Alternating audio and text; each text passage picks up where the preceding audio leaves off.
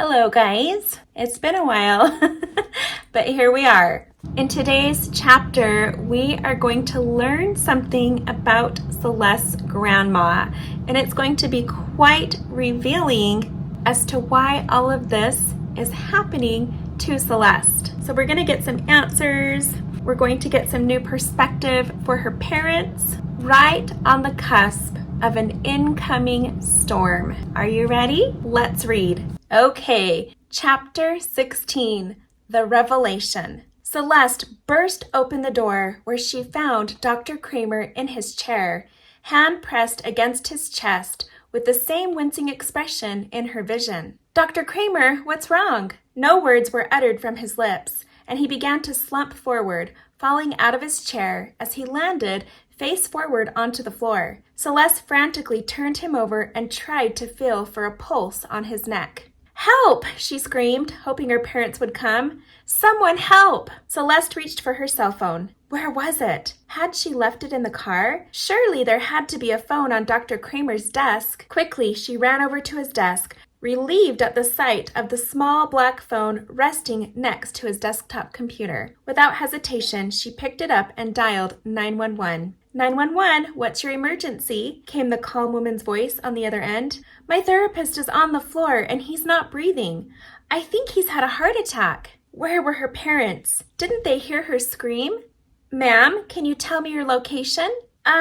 Yes. There next to the phone, in a clear card holder, were Dr. Kramer's business cards. Celeste grabbed one and began reading off the address. 6225 Hillside Avenue. I'm in his office. Hillside Avenue? Yes, hurry please. Did you say he's not breathing? Celeste looked over to where Dr. Kramer lay on the floor. Why couldn't this phone be a cordless one? He was so far away from her. Just then, Celeste noticed a woman kneeling next to his side. Where did she come from? And who was she? She had long dark hair, was wearing a lavender dress, and was very relaxed. Confused and curious, Celeste watched as the woman smiled, placed her hands on Dr. Kramer's chest, and closed her eyes. Was she initiating CPR? Or possibly some kind of prayer? Hello, ma'am? Yes, sorry, no, he wasn't breathing, but... In awe, Celeste could not believe her eyes.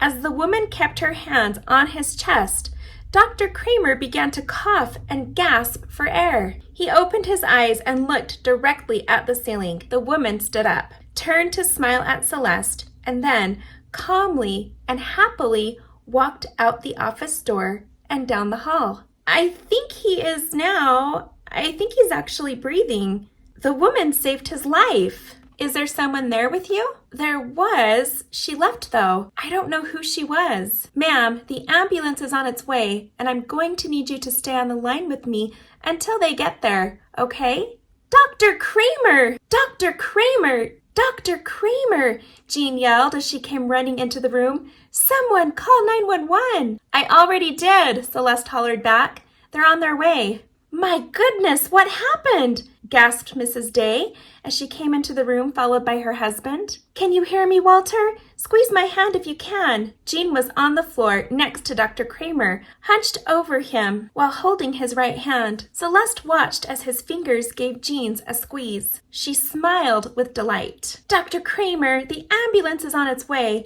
I always tell you that you work too hard. But when I told you that you needed to take a break, this wasn't what I was referring to. Jean's terrified humor in the midst of the tense and perilous moment was somehow strangely appreciated. She stroked the doctor's hand and assured him everything was going to be okay. She turned toward Celeste with humbled eyes and whispered, "You knew, didn't you?" Celeste's parents turned to her in a state of shock, almost in disbelief, as she nodded her head softly. Later that day. I just got off the phone with the hospital staff, and there's not much they can tell me, being that we are not family. Mr. Day sat at the table as a breeze came through the open patio door, blowing the napkins onto the kitchen floor. Well, there's no sense in letting time stand still. We're people, and we need to eat, said Mrs. Day as she set plates on the table. I'm sure we'll find out when the time is right. In the meantime, there's nothing we can do. Looks like there's a storm moving in. Someone ought to close that door before our dinner ends up on the lawn, Celeste's grandma said as she spooned a green salad onto the plates. Heavy raindrops began to hit against the windows and door. The thick, gray mass of clouds rolling in seemed to cast a shadow of doom over their house. What a day it had been, and Celeste really wasn't sure if she had an appetite for dinner. A flash of lightning and a crack of thunder served as the dinner gong, beckoning all to be seated at the table. As soon as the sauce is done in the microwave, we'll be ready too. Another flash of lightning and crack of thunder shook the house, causing the lights to go out, interrupting Mrs. Day in mid-sentence. All in favor of a candlelit dinner, say aye, she finished. I'll get the candles, you just worry about the sauce, Mr. Day said as he placed his hands on Mrs. Day's shoulders, giving her a quick shoulder rub. Celeste's emotions had been run raw today. Still upset about last night, hearing the strange audio at her appointment, the shock of seeing Dr. Kramer have a heart attack, the panic of not knowing what to do, the strange woman who revived him, the unknown about his condition, and now the reality that her parents were going to be making large changes in their relationship, changes for the better. It was too much to fathom. If she could just focus on the moment at hand and deal with the present 1 minute at a time, she just might make it. Soon the candles were lit, and the fettuccine was on the table smothered in Alfredo sauce. As her mother dished the pasta onto each of the plates, the glow from the candles created a beautiful and peaceful ambiance amidst the mounting storm outside. It's been a horrendous day, Mrs. Day said, dishing up the last plate. But the important thing is we are here with each other and we're all okay. Judging on the weather forecast and power situation, I'm guessing tonight we'll be having some good old-fashioned conversation time. Now you're speaking a language I can understand, Celeste's grandma said with a wink. The warm, buttery scent of the oven-baked breadsticks were like a comforting blanket being wrapped around Celeste's body. Comfort food was given that name for a reason. Take your time, everyone. There's nowhere to go tonight and nothing to watch. Plus, I have tiramisu in the fridge. I hope it stays cold. Well, this sure beats eating toast and stew. You know, I got pretty lazy in my cooking after Henry died. Cooking for one person really has its limits. I want you all to know how grateful I am for you taking me in like this. I haven't felt a sense of belonging in quite a while, but being here feels right. Oh, Mom, having you here is more of a blessing for us than it is for you. I'm sure of that. Well, you just wait until I dig out my old records, and then you won't be saying that. Grandma, this is your home now, so you just do whatever makes you happy. Another flash of lightning and a crack of thunder created a pause of silence as the wind whistled through the eaves above the back porch. Celeste, Mr. Day twisted his fork into the large pile of noodles before glancing up at his daughter. What caused you to go back to Dr. Kramer's office today? Could she tell him? Was now the right time? And was the dinner table the right place? Dr. Kramer's words echoed in her mind about developing trust and telling her parents everything. She couldn't let him down, not after today. Promise me, if I tell you, that you'll believe me, she said as she set down her fork.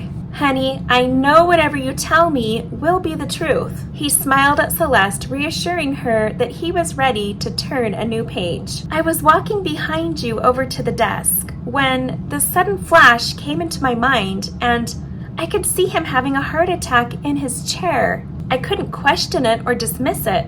It was too powerful.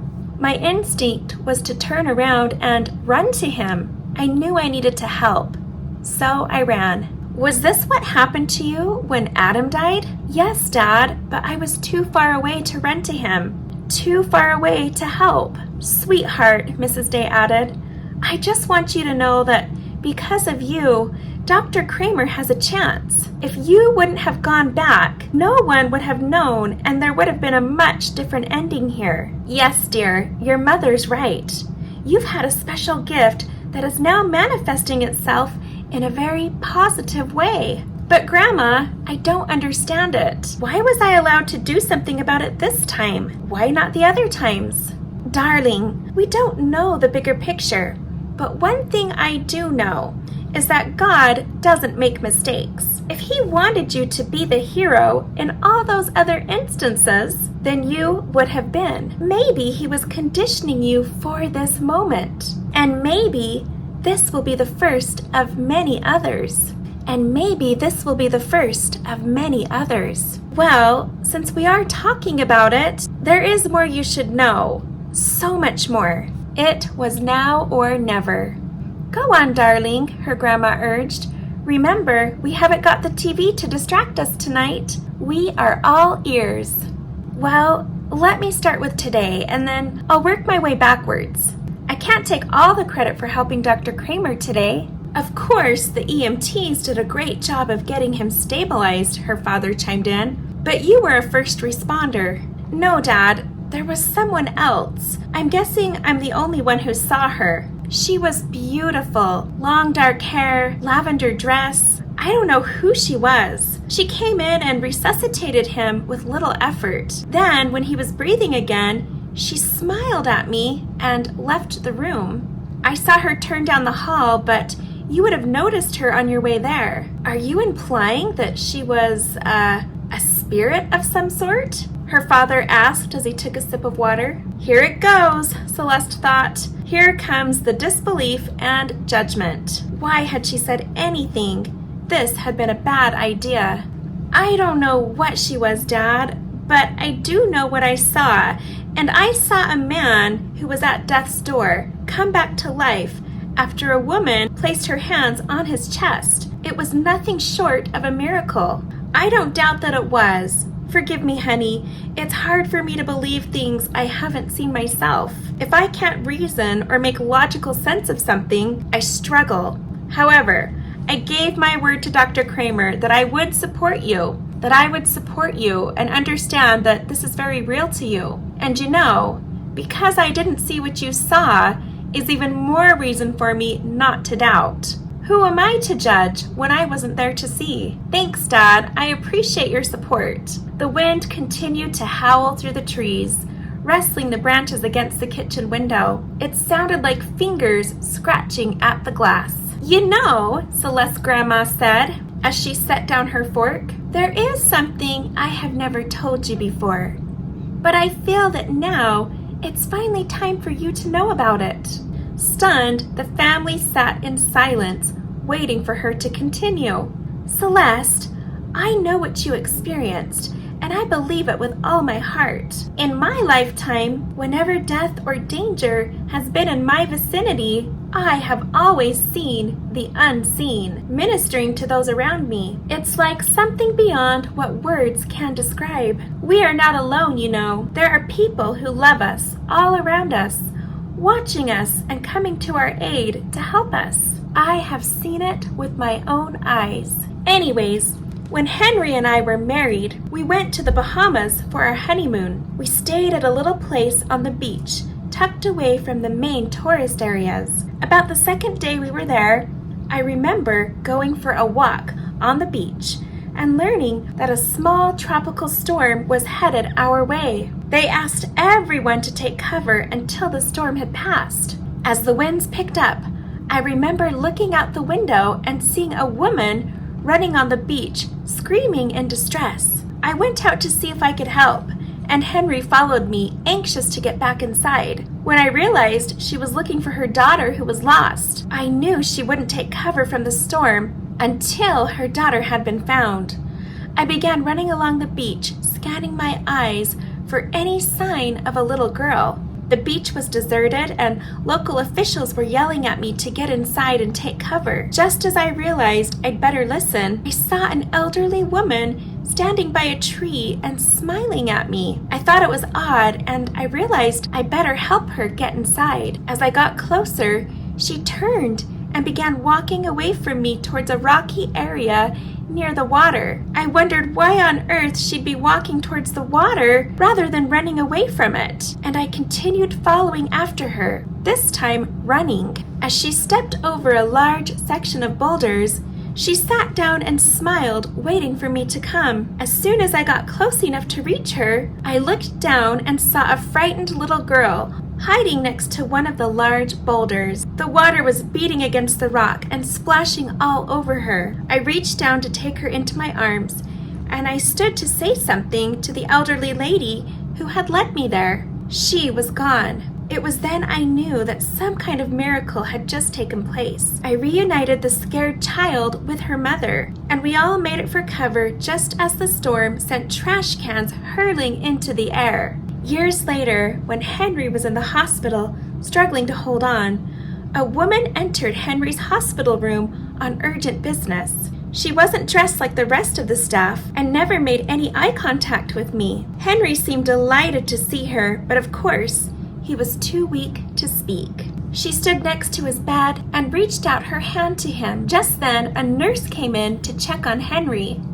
When the nurse made no reference to the woman standing there, I realized she was of the unseen world. I hoped that she was there to breathe strength into Henry's lungs, but all too quickly it became quite clear that she wasn't there to heal Henry. She was there to remove him from his pain. Celeste's grandmother's eyes began to tear up as she paused for a moment, gathering her composure to continue. It was the first time I had seen them come to take someone away, and it was someone I loved dearly. I didn't know how to handle that, and I screamed out in fear. The nurse looked at my face and then looked at Henry and saw that his vitals had changed. Together, the two of us watched as Henry took his last breath. The nurse called for the doctor, and he came running in to administer to Henry. I watched as the unseen woman took Henry's hand and walked with him to the other side of the room, where he turned and smiled at me with a look of gladness mixed with sadness, and then they were gone. For the next several years, I cursed my ability, my gift. I never realized that it was a gift to have been able to see Henry taken into good hands and to have that assurance. If ever I saw anyone from beyond this world, I did my best to ignore them and pretend they weren't there. Over time, I saw less and less, and I felt it was better that way. Until the day I realized my own granddaughter had the same gift. I wondered if because I had been so negligent with my own abilities that God had given them to someone else, someone who would use it to do what I had not. I realized that it was my duty now to help Celeste embrace her gift and learn how to use it. I have tried to do that over the years, and let me tell you that it has been very difficult when everyone around her was discouraging her from talking about it.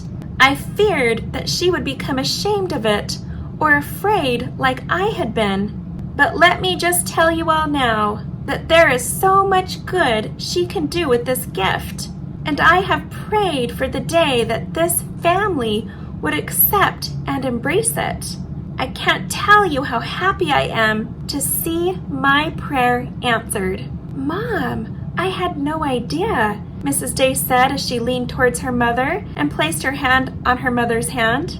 Why didn't you say anything until now? I wanted to, but it's not very easy to tell people that you care about that you see things that they cannot.